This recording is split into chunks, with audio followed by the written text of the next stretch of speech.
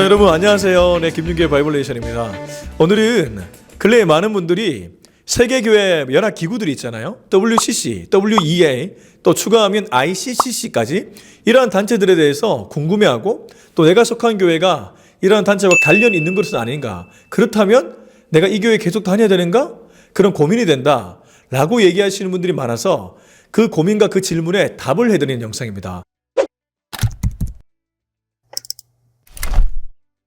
이 단체들은 사실 19세기, 20세기가 복음적으로 영적으로 볼 때 굉장히 격변의 시기였는데 1940년대에 이 세 단체가 결성되었다고 합니다. 물론 원류를 보자면 조금 더 위로 갈 수 있겠지만 아무튼 1940년도에 이 세 단체가 결성되는데 WCC와 ICCC는 굉장히 대척점에 있습니다. WCC의 신학을 반대하고 극단적인 분리로 나아갔던 단체가 ICCC이기 때문입니다.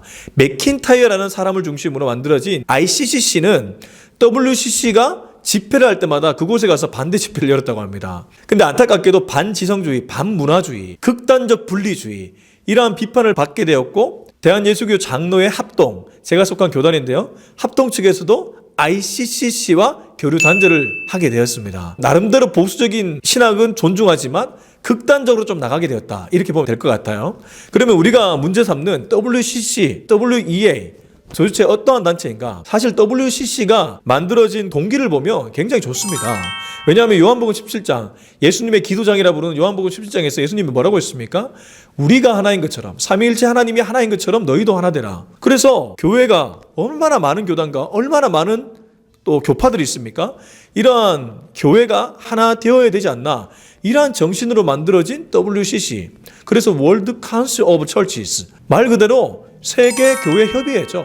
아주 세계교회가 하나 되기 위한 나름의 단체죠. 그 정신은 좋아요. 근데 시간이 흐르면서 WCC가 신학적으로 좌경화되기 시작합니다. 이게 문제죠. 흔히 말해서 종교다원주의를 수용하게 되고, 우리나라의 어떠한 교수님은 초원제를 막 열고, 흔히 말하는 민중신학, 로마 가톨릭이 해원국은 아니지만 로마 가톨릭과의 대화도 하면서 여러 가지 신학적으로 볼 때 보수적인 신학과 신앙을 견지하는 분들은 굉장히 우려스럽고 부정적인 그러한 입장을 가질 수밖에 없게 되었죠.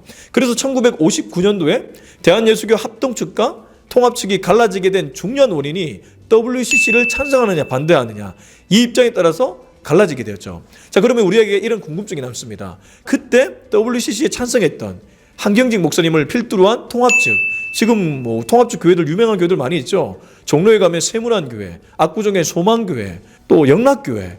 그러면 이런 교회들이 소속된 교단인 통합 측은 WCC를 찬성하기 때문에 배도의 교회들인가? 그렇지 않죠.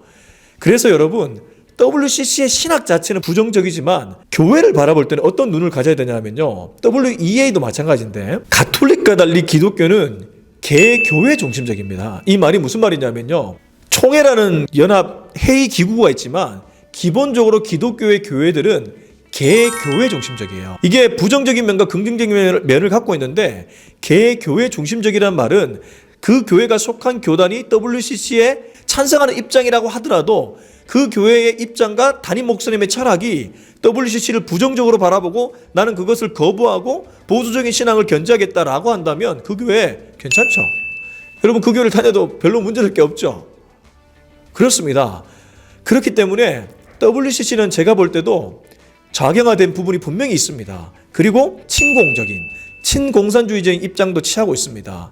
그래서인지 시간이 흐르면서 WCC를 재정적으로 지원해줬던 유럽교회, 미국교회가 쇠퇴하면서 WCC도 많이 쇠락해져 가고 있다, 이런 지금 얘기들이 있습니다. 자, 그러면 WCC에서 WEA로 넘어가 볼게요. WEA는 사실 World Evangelical Alliance, 세계 복음주의 연맹인데, 보통 복음주의라는 말을 들었을 때는 많은 분들이 부정적으로 느끼지 않습니다. 복음주의, 흔히 말하는 칼빈주의, 개혁주의, 이런 것과 크게 다르지 않고 나름대로 협력할 수 있는 부분이 있지 않을까라고 생각합니다. 맞습니다. 그래서 세계 복음주의 연맹은 신학을 보면, 그 신학적 노선을 보면 굉장히 보수적인 신학과 신앙을 걸어가고 있습니다. 견지하고 있습니다. 그런데 근래에 와서 왜 비판을 받게 되었는가? 2011년도에 WCC, 우리가 좌경화가 되었다고 보는 WCC와 가톨릭이 공동 성명서를 발표하게 되는데, 그때 WEA가 함께 공동 성명서를 발표했습니다.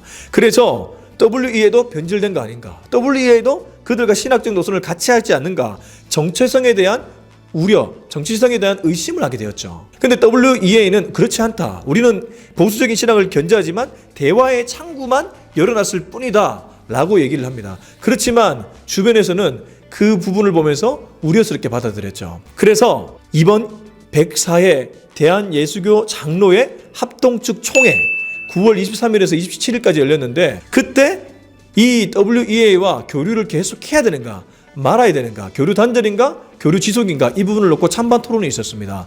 결과는 교류 단절에 신중하게 하자.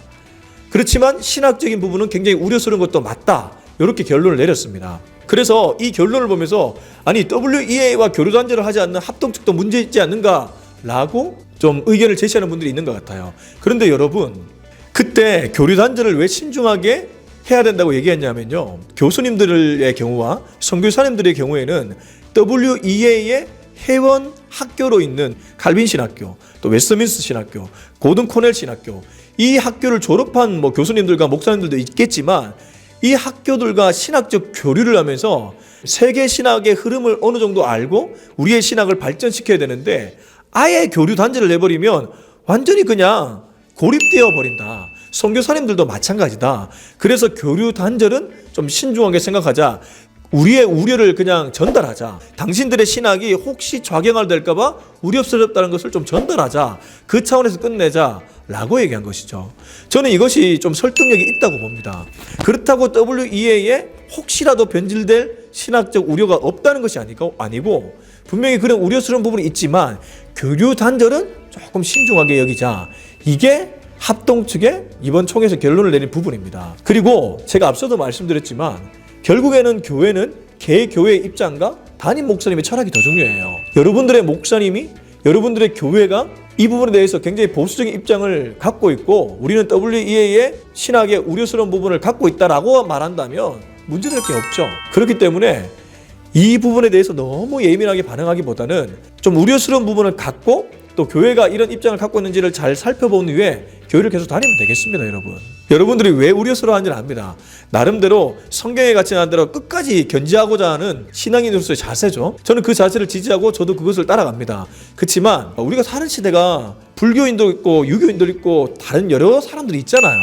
그 사람들의 구원관을 받아들이는 게 아니고 그 사람들과도 대화를 해야 될 수밖에 없잖아요. 그 자체를 거부할 필요는 없다는 거죠. 이렇게 얘기를 하는데도 부정적으로 느낀다면 제가 할 말이 없습니다. 결론을 내리면 WCC 분명히 자경화된 부분이 있고 WEA도 우려스러운 부분이 있지만 중요한 것은 개교회의 입장과 담임 목사님의 철학이다.